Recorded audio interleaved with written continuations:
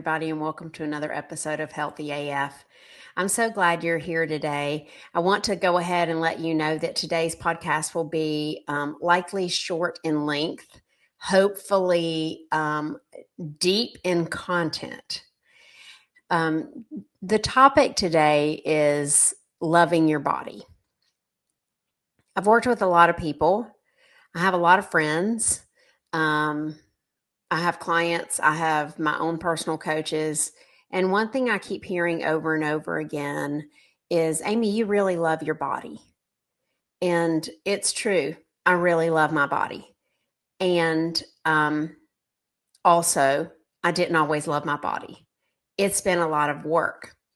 And I've had people ask me to help them love their bodies more.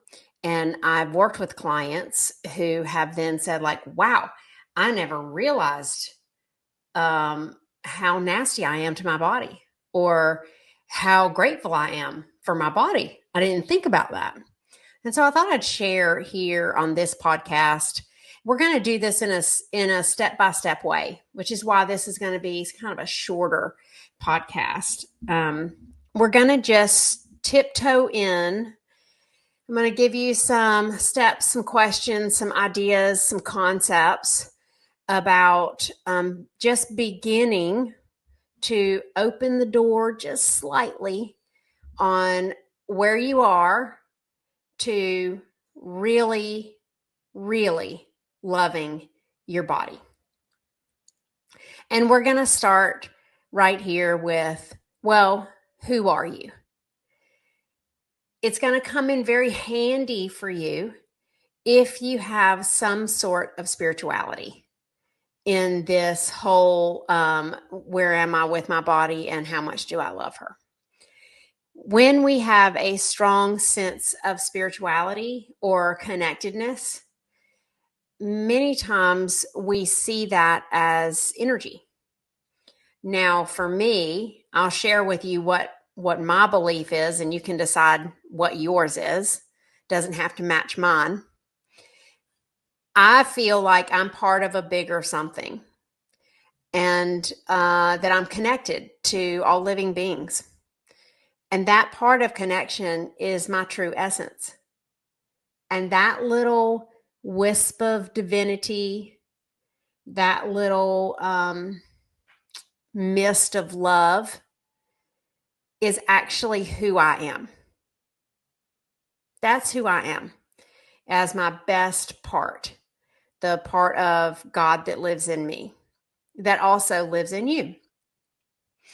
So when I take that spiritual look at really who am I, then I can also detach from my body.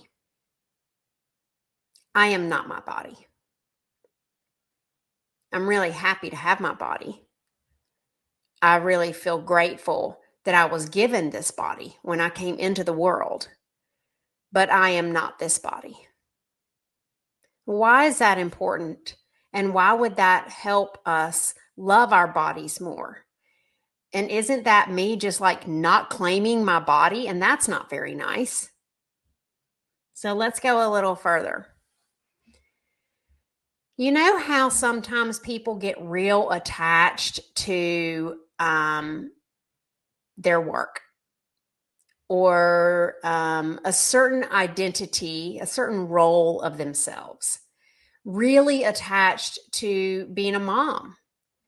And then all of a sudden the kids leave the nest and we're at breakdown point because we've associated ourselves so fully with being a mother that when the kids are out of the house, we don't know who we are anymore. Have you ever known an overachiever, maybe in the academic world, who got that failing score, or God forbid, like a B minus, and question, like it was just all done. They were just questioning like their ability to like, oh, now they're not going to be able to go to college. Now they're not going to be able to go to be a doctor. Now they're not, right. They're just really questioning their future, their capabilities, and their worth. I think we've all had those moments maybe where we've become a little too attached to an, an outside indicator of who we are. It's that way with our bodies too. And if you're thinking like, I don't think I'm too attached to my body, let me throw some examples out there that maybe you can relate to. You might be too attached to your body if you feel disappointed in yourself and even ashamed when you get above a certain size of clothing,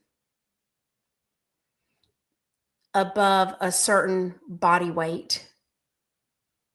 You might feel ashamed or less worthy if you have a medical diagnosis, hypothyroidism, diabetes, depression. You might feel particularly lit up and excited if you step on the scale and you see one number, and distressed and feeling worthless and kind of down and out if you see a larger number.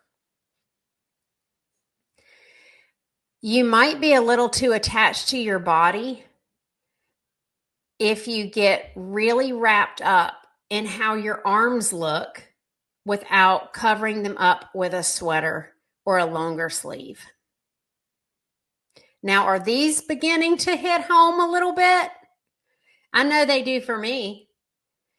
I'll never forget the first time I lost a 30-pound weight gain that I'd put on.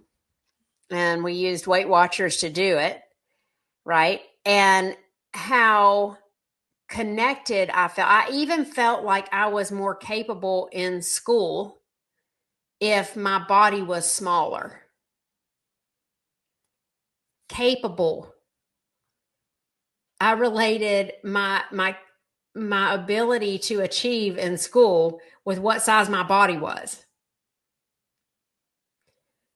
I have related how lovable I am with what size my body is, how lean she is.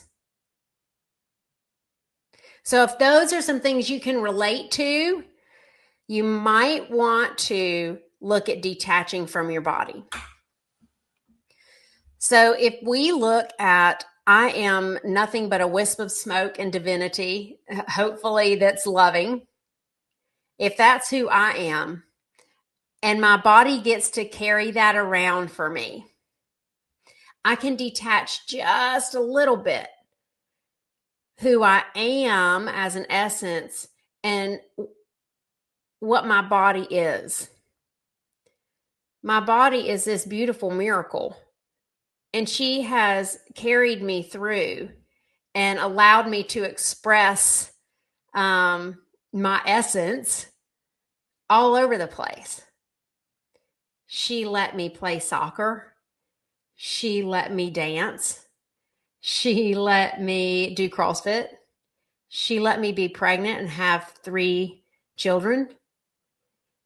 She has been injured and recovered. She's had illnesses and recovered. Her heart beats without me even asking it to. Her fingernails grow. Her hair grows. Her lungs breathe. I don't ever have to ask her to do any of these things. She just does it. How often am I grateful for the fact that without anything that I'm controlling, I'm certainly not controlling my heart rate or my fingernail growth. Without anything that I'm controlling, my body's just down there working. She's just doing what she's doing so that my divine essence can be, shining all through my day. So I'm going to spend the last little bit just using some affirmation work for you And I would encourage you, when the podcast ends, to get out your pen and paper and write some things down. We're going to talk about in the next podcasts how our society and our culture does not support being detached from your body and really loving your body. So the purpose for writing things down is because you're going to forget this conversation. It's not a natural conversation to have. We don't have these conversations out, at the carpool line. We have more conversations like, God, I put this skirt on today and I think my ass is huge. I can't believe, I don't know. I got this cellulite. I can't believe my arms, I got the bingo wings, right? Those are the conversations we get in and they feel normal. This new conversation about loving your body is not a normal conversation to have. So likely if this is something you want to move toward, get your paper and pen out. You're going to need to write some things down so that you can practice them. Okay, here we go. You are not your hair. If it's curly or straight or frizzy or dry or oily, be it thin or thick, you are not your hair. You are not your hips. If they're round or flat, you are not your hips. You are not your stomach. If it's a six-pack, if it is a jiggling bowl,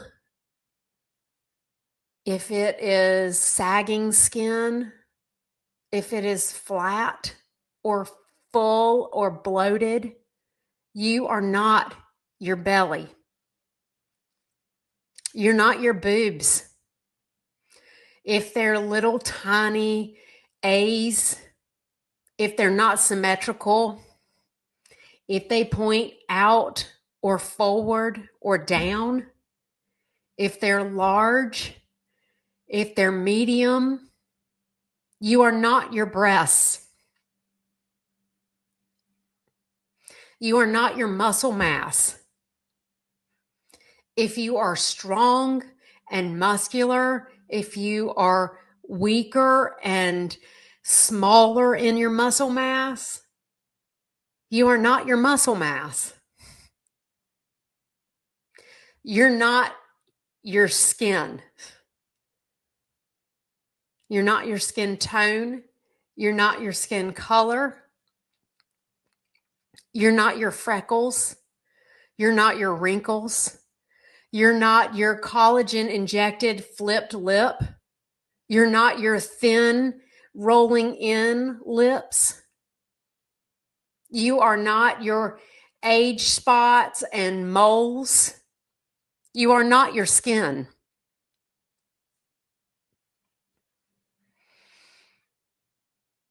You're not your vagina. You're not your penis. Whether it is working or not working, you are not those things. You're not your tummy. You're not all those guts rolling around in there. You are not your diabetes. You are not your cancer. You are not your mental illness. You are none of those things. You are beautiful, worthy you. And you have a body that you walk around in. And it's doing its very best. So let's start loving it. Give yourself some grace. And I'll see you next time on Healthy AF.